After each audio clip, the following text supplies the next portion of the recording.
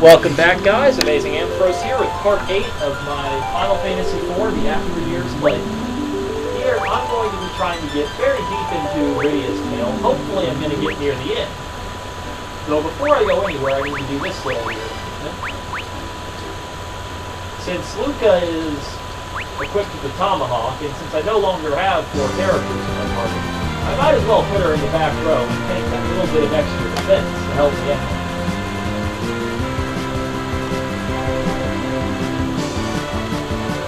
Now that we're in the overworld, the girls are trying to formulate a plan to sneak into Baron and do something there to deal with the attacks that happened on the Dwarven Castle. Luca's plan doesn't really make any sense. Luckily, it doesn't really matter.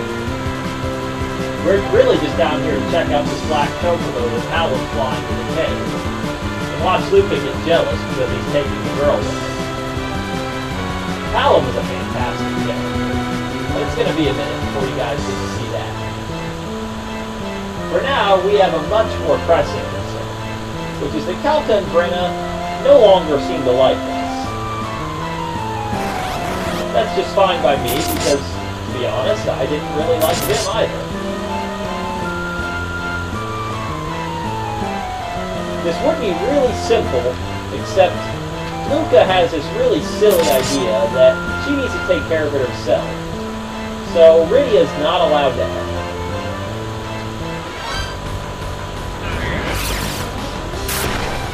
And for some reason Calca can do this thing that I don't really remember him doing. But we just have to be able to.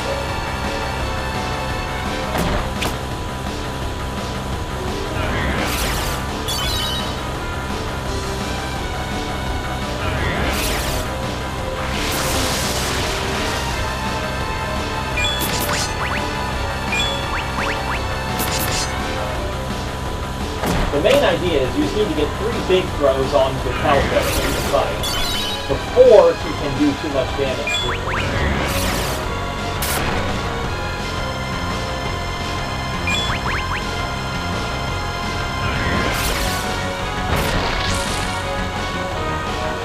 Luckily, the damage those attacks do is based on his health, so if you just rush Calca down, you should be able to win before he can make too much trouble.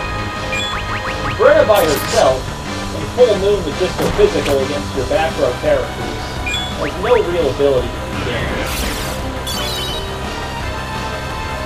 And she goes down very quickly.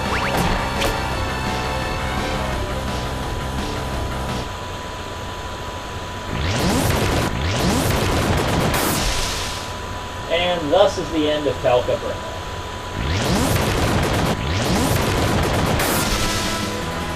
But now we have to deal with a much more credible threat, which is the Red Wing.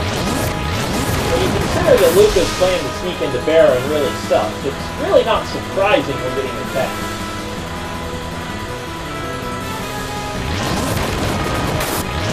And we're depending on Rydia's expert airship flying skills to save us. So, Rydia's defense. What else is she supposed to do when the actual pilot is too depressed to actually fly?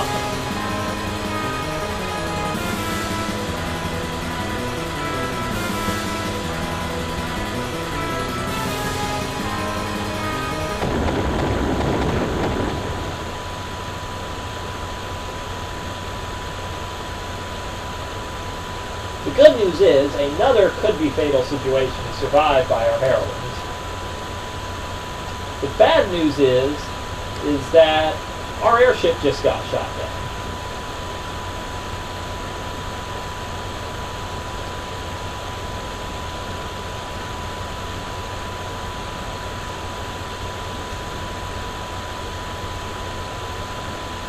And while I'm pretty okay with what happened to Calca and Brina, I don't think Luca is.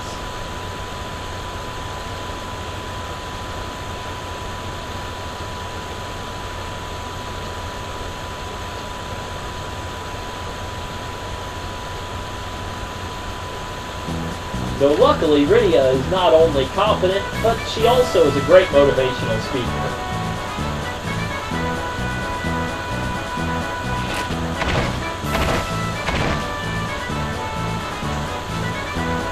thus we go out on our quest to get parts to repair the airship. Oh, I love NPCs. The only really useful thing we can buy here is the remote. That's actually a really good piece of equipment.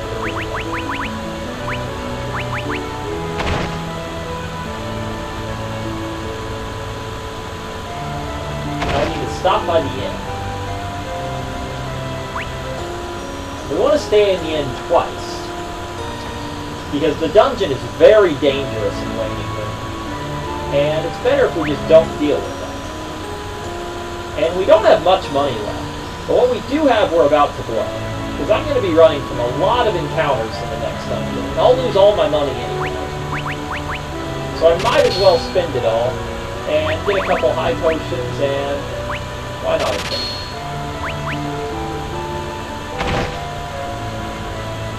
And there's only one other thing I can find here, and it's not a very good item. But I am not a believer in leaving behind items that could help my cause.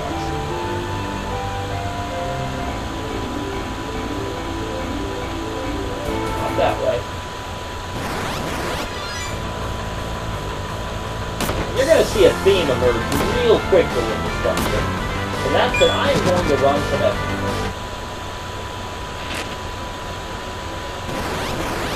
Because all of these enemies are really dangerous for the girls. A lot of them won't go down to a single spell, and I don't need experience.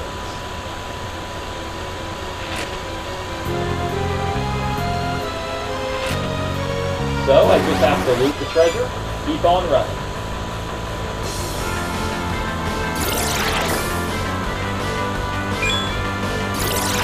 So of course everyone is delighted to know these cave bats followed us from the underworld.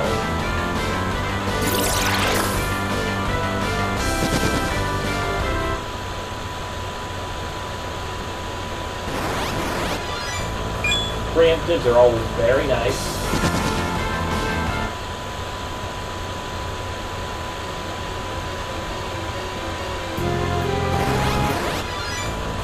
This is really scary.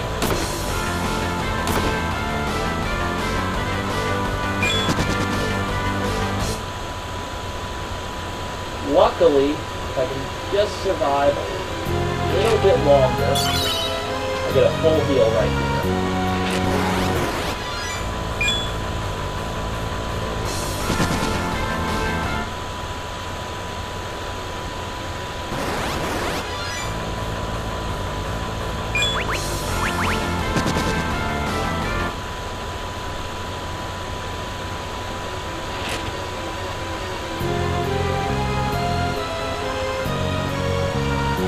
Quickly notice, this is basically just a mad dash to a finish.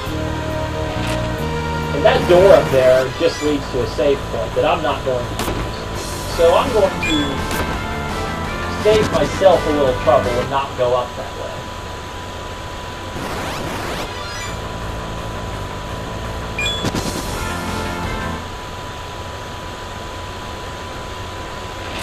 That is a really marginal upgrade, but it is slightly better. So, I'll take every little bit I can get to improve my odds of making it.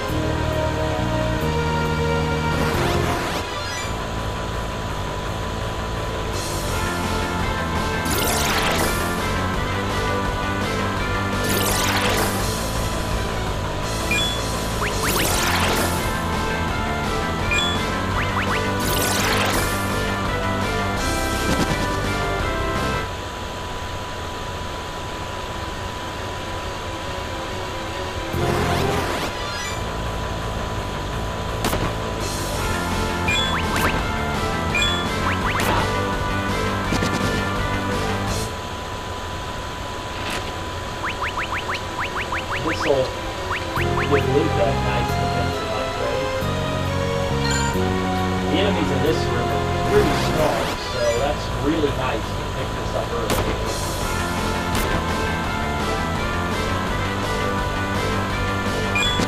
That was fun.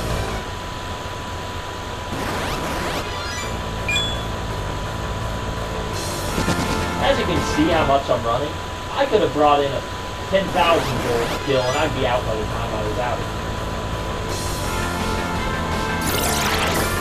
So it's definitely the smart play to just spend all your money and hold everything in ice. You also notice I never sold any of that various worthless equipment because I wasn't really ready to spend the money yet. But I didn't want to be able to drop it when I failed to run from these mixed attacks. And if you want to save Calca and Brina,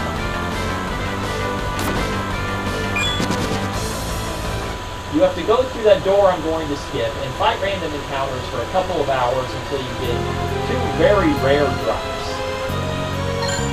There are various mithril objects like that mithril string there. I'm not going to save Calca and Brina because as much as helpers as they were, I'm not going to use them in the final chapter. And it's just not worth the time investment for characters I'm not going to use.